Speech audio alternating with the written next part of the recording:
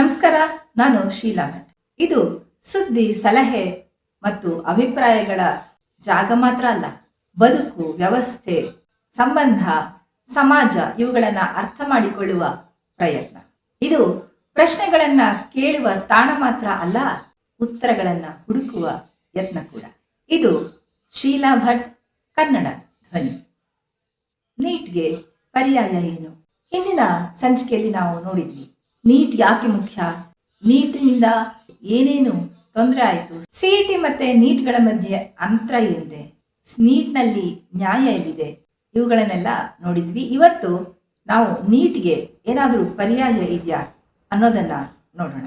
ಒಂದು ಗುಂಪು ಹೇಳುತ್ತೆ ನೀಟ್ ಬೇಕು, ಅದು ಒಂದೇ ಸಿಸ್ಟಮ್, ಒಂದೇ ಕಡೆ ಎಲ್ಲರೂ ಪರೀಕ್ಷೆ ಬರೀತಾರೆ, ಇದರಿಂದ ಕಂಟ್ರೋಲ್ ಸಿಗುತ್ತೆ, ಕರಪ್ಷನ್ ತಡಿಬೋದು, ಹಾಗಾಗಿ ನೀಟ್ ಬೇಕು. ಇನ್ನೊಂದು ಗುಂಪು ಹೇಳುತ್ತೆ ಇಲ್ಲ, ಇದು ನಮ್ಮ ವ್ಯವಸ್ಥೆಗೆ ಮಾಡುವ ಅನ್ಯಾಯ, ನಮ್ಮ ಮಕ್ಕಳಿಗೆ ಮಾಡುವ ಅನ್ಯಾಯ, ಇದು ಒಂದೇ ಸಾರಿ ದೇಶದ ಮುಂದೆ ಯಾವುದೋ ಪುಟ್ಟ ಮಗುವನ್ನ ತೆಗೆದುಕೊಂಡು ಹೋಗಿ ಸ್ಪರ್ಧೆಗೆ ನಿಲ್ಲಿಸುವ ಅನ್ಯಾಯ, ಆದ್ರಿಂದ ಇದು ತರ ಅಲ್ಲ, ಬೇರೆ ತರ ಸಿಸ್ಟಮ್ ಬೇಕು ಅಂತ ಇನ್ನಷ್ಟು ಜನ ಹೇಳಿ. ಆದ್ರೆ ಸತ್ಯ ಏನ್ ಗೊತ್ತಾ, ಭಾರತದಂತಹ ದೊಡ್ಡ ಒಕ್ಕೂಟ ವ್ಯವಸ್ಥೆಯ ದೇಶದಲ್ಲಿ ಟ್ರಾನ್ಸ್ಪರೆನ್ಸಿ ಬೇಕು, ಸಿಸ್ಟಮ್ ಬೇಕು, ಮೆರಿಟ್ ಬೇಕು, ಕರಪ್ಷನ್ ಕೂಡ ಕಡಿಮೆ ಆಗಬೇಕು. ಅದೇ ಕಡೆ ಇನ್ನೊಂದು ಸತ್ಯ ಇದೆ, ಈ ಸಿಸ್ಟಮು ಎಲ್ಲರಿಗೂ ಒಂದೇ ನ್ಯಾಯ ಕೊಡೋದಿಲ್ಲ, ಇದು ಇನ್ನೊಂದು ಸತ್ಯ. ಹಾಗಿದ್ರೆ ಇದರ ಮಧ್ಯದಲ್ಲಿ ಎಲ್ಲೋ ನಿಜವಾದ ಪರಿಹಾರ ಇರಬೇಕಲ್ವಾ? ಆದ್ರಿಂದ ಇವತ್ತು ನಮ್ಮ ದೇಶದಲ್ಲಿ ಹಲವಾರು ಎಕ್ಸ್ಪರ್ಟ್ಸು, ಎಜುಕೇಷನಿಸ್ಟ್ಸು, ಶಿಕ್ಷಕರು ಇವರೆಲ್ಲ ಒಂದು ಹೊಸ ವ್ಯವಸ್ಥೆಯ ಬಗ್ಗೆ ಯೋಚನೆ ಮಾಡ್ತಾ ಇದ್ದಾರೆ. ಆಲ್ಟರ್ನೇಟಿವ್ ಏನಾಗ್ಬೋದು ಅಂತ ಯೋಚನೆ ಮಾಡ್ತಾ ಇದ್ದಾರೆ. ಮೊದಲನೇದಾಗಿ ಸ್ಕೂಲ್ ಎಕ್ಸಾಮ್ ಮಾರ್ಕ್ಸು ಮತ್ತೆ ಎಂಟ್ರೆನ್ಸ್ ಎಕ್ಸಾಮ್ ಮಾರ್ಕ್ಸು ಇವೆರಡರ ಕಾಂಬಿನೇಷನ್ ನಲ್ಲಿ ಮೆರಿಟ್ ಅನ್ನ ಅಳೆಯೋದು. ಇದರಿಂದ ಏನಾಗುತ್ತೆ, ಆತ ಅಥವಾ ಆಕೆ ಒಂದು ವೇಳೆ ಎಂಟ್ರೆನ್ಸ್ ಎಕ್ಸಾಮ್ ಅಲ್ಲಿ ಕಡಿಮೆ ಮಾರ್ಕ್ಸ್ ತೆಗೆದಿದ್ದು ಸ್ಕೂಲ್ ಎಕ್ಸಾಮ್ ಅಲ್ಲಿ 12th ಅಲ್ಲಿ ಹೆಚ್ಚು ಮಾರ್ಕ್ಸ್ ತಗೊಂಡಿದ್ರೆ ಆಗ ಒಂದು ನ್ಯಾಯ ಸಿಗುತ್ತೆ. ಅಂದ್ರೆ ಇಲ್ಲಿ ವಿದ್ಯಾರ್ಥಿಯ ನಿರಂತರ ಪ್ರಯತ್ನಕ್ಕೆ ಬೆಲೆ ಸಿಗುತ್ತೆ. ಕೇವಲ 2 ತಾಸಲ್ಲಿ ಅಳೆಯುವ MCQ ಮಾತ್ರ ಅಲ್ಲ. ಇದು ಒಂದು ವಾದ. ಒಂದಿನ ಹೆಲ್ತ್ ಏನೋ ಪ್ರಾಬ್ಲಮ್ ಆಗೋಯ್ತು, ಎಕ್ಸಾಮಿಗೆ ಓದೋಕ್ಕಾಗಿಲ್ಲ, ಆ ಹಿಂದಿನ ದಿನ ಏನೋ ಒಂದು ಸಮಸ್ಯೆ ಆಗೋಯ್ತು ಅನ್ನೋದು ಪರೀಕ್ಷೆ ಮೇಲೆ, ಆ ವಿದ್ಯಾರ್ಥಿಯ ಭವಿಷ್ಯದ ಮೇಲೆ ಪರಿಣಾಮ ಬೀರಬಾರ್ದು ಅನ್ನೋದು ಇದರ ಹಿಂದಿನ ಯೋಚನೆ. ಆದ್ರೆ ಇದಕ್ಕೊಂದು ಪ್ರಾಬ್ಲಮ್ ಇದೆ. ಏನ್ ಗೊತ್ತಾ, ಇಲ್ಲಿ ಸ್ಟೇಟ್ ಸಿಲೆಬಸ್ ಇದೆ, ಸೆಂಟ್ರಲ್ ಸಿಲೆಬಸ್ ಇದೆ, ಇಂಟರ್ನ್ಯಾಷನಲ್ ಸಿಲೆಬಸ್ ಇದೆ. ಇವುಗಳೆಲ್ಲದರ ಮಾನದಂಡ, ಇದರೆಲ್ಲದರ ಪರೀಕ್ಷೆಯನ್ನ ತೆಗೆದುಕೊಳ್ಳುವ ಮಕ್ಕಳ IQ ಅಥವಾ ಅವರನ್ನ ತಯಾರು ಮಾಡುವ ರೀತಿ ಎಲ್ಲವೂ ವಿಭಿನ್ನ. ಆದ್ರಿಂದ ಅವರ ಮಾರ್ಕಿಂಗ್ ಸ್ಟ್ಯಾಂಡರ್ಡ್ಸ್ ಬೇರೆ ಆದ್ರಿಂದ ಒಂದೇ ಸಾರಿ ಅವ್ರನ್ನ ಆ ಮಾರ್ಕ್ಸ್ನ ಒಂದು ಮಿತಿಯೊಳಗೆ ತರೋದಕ್ಕೆ ಸಾಧ್ಯ ಆಗೋದಿಲ್ಲ. ಕೆಲವು ರಾಜ್ಯಗಳಲ್ಲಿ ತುಂಬಾ ಲಿಬರಲ್ ಆಗಿ ಮಾರ್ಕ್ಸ್ ಕೊಡ್ತಾರೆ, ಆರಾಮಾಗಿ ಮಾರ್ಕ್ಸ್ ತೆಗಿಬಹುದು. ಕೆಲವೊಂದು ರಾಜ್ಯದಲ್ಲಿ ತುಂಬಾ ಸ್ಟ್ರಿಕ್ಟ್ ಇವ್ಯಾಲ್ಯೂಯೇಷನ್ ಮಾಡ್ತಾರೆ. ಹೀಗಾಗಿ ಮತ್ತೆ ನ್ಯಾಯದ ಪ್ರಶ್ನೆ ಬರುತ್ತೆ. ಇನ್ನೊಂದು ಆಲ್ಟರ್ನೇಟಿವ್ ಇಟ್ಕೊಂಡಿದ್ದಾರೆ, ಅದೇನು, ಅದು ಮಲ್ಟಿಪಲ್ ಅಟೆಂಪ್ಟ್ಸ್. ಒಬ್ಬರಿಗೆ ಒಂದ್ಸಾರಿ ಆಗಿಲ್ಲ ಅಂತಂದ್ರೆ JEE ತರ ಒಂದು 2-3 ಅಟೆಂಪ್ಟ್ಸ್ ಕೊಡುವಂಥದ್ದು. ಇದರಿಂದ ಒಂದು ದಿನದ ಪ್ರೆಷರ್ ಕಡಿಮೆ ಆಗಿ ಮಕ್ಕಳು ಸ್ವಲ್ಪ ನಿಧಾನಕ್ಕೆ ಪರೀಕ್ಷೆಯನ್ನ ಎದುರಿಸುವಂತಾಗುತ್ತೆ ಅನ್ನುವ ಒಂದು ಕಳಕಳಿ ಇದೆ.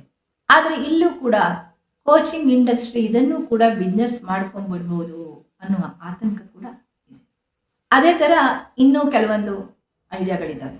ಅದರಲ್ಲಿ ಈ ಸರ್ಕಾರಿ ಮತ್ತು ಹಳ್ಳಿ ಶಾಲೆಗಳಲ್ಲಿ ಓದಿದಂತಹ ವಿದ್ಯಾರ್ಥಿಗಳಿಗೆ ಹೆಚ್ಚು ಸಪೋರ್ಟ್ ಕೊಡುವಂತಹ ವ್ಯವಸ್ಥೆ, ಅದಕ್ಕೆ ಒಂದು ಸಣ್ಣ ಮೀಸಲಾತಿ ಇರ್ಬೋದು, ಅಥವಾ ಒಂದು ಪರೀಕ್ಷೆಗಳಲ್ಲಿ ಹೆಚ್ಚು ಅಟೆಂಪ್ಟ್ ಮಾಡುವಂಥದ್ದಿರ್ಬೋದು, ಗ್ರೇಸ್ ಅಂಕ ಕೊಡುವಂಥದ್ದಿರ್ಬೋದು. ಈ ರೀತಿಯ ಕೆಲವು ಸುಲಭೋಪಾಯಗಳನ್ನ ತರಬೇಕು. ಇದರಿಂದ ಸ್ಟಾರ್ಟಿಂಗ್ ಲೈನ್ ಎಲ್ಲರಿಗೂ ಒಂದೇ ಆಗೋದಿಲ್ಲ. ಯಾರು ತುಂಬಾ ದುಡ್ಡು ಹಾಕಿ ಕೋಚಿಂಗಲ್ಲಿ ಸಿಕ್ಕಾಪಟ್ಟೆ ಕೋಚಿಂಗ್ ತಗೊಂಡು ಬಂದವ್ರ ಜೊತೆ ಏನು ಇಲ್ದೋದ್ ವ್ಯಕ್ತಿ ಒಂದೇ ಸಾರಿ ನಿಲ್ಲುವ ಪ್ರಮೇಯ ಬರೋದಿಲ್ಲ ಅನ್ನೋದು ಇನ್ನೊಂದು ವಾದ ಇದೆ. ಇದ್ರ ಜೊತೆಗೆ ದೊಡ್ಡದೊಂದು ಆವಿಷ್ಕಾರ ಅನ್ಬೋದು, ದೊಡ್ಡದೊಂದು ಪ್ರಯತ್ನ ಇರ್ಬೋದು, ಅದು ಸರ್ಕಾರದಿಂದ ಉಚಿತವಾಗಿ ಅಥವಾ ತುಂಬಾ ಕಡಿಮೆ ಫೀಸಲ್ಲಿ ಅವರು ಕೂಡ ಕೋಚಿಂಗ್ ಸೆಂಟರ್ನ ತೆಗೆದು ಬಡ ಮಧ್ಯಮ ವರ್ಗದ ಮಕ್ಕಳಿಗೆ ಎಕ್ಸ್ಕ್ಲೂಸಿವ್ ಆಗಿ ಕೋಚಿಂಗ್ ಕೊಡುವಂತಹ ವ್ಯವಸ್ಥೆಯನ್ನ ಮಾಡೋದು. ಅದಕ್ಕೋಸ್ಕರ ಹಾಸ್ಟೆಲನ್ನು ತೆರೆಯೋದು, ಫ್ರೀ ನೀಟ್ ಅಕಾಡೆಮಿಕ್ಸ್ ಮಾಡೋದು, ಆಮೇಲೆ ಆನ್ಲೈನು ತರಗತಿಗಳನ್ನು ಮಾಡೋದು, ಬೈಲಿಂಗ್ವಲ್ ಸ್ಟಡಿ ಮಟೀರಿಯಲ್ಸ್ನ ಕೊಡೋದು.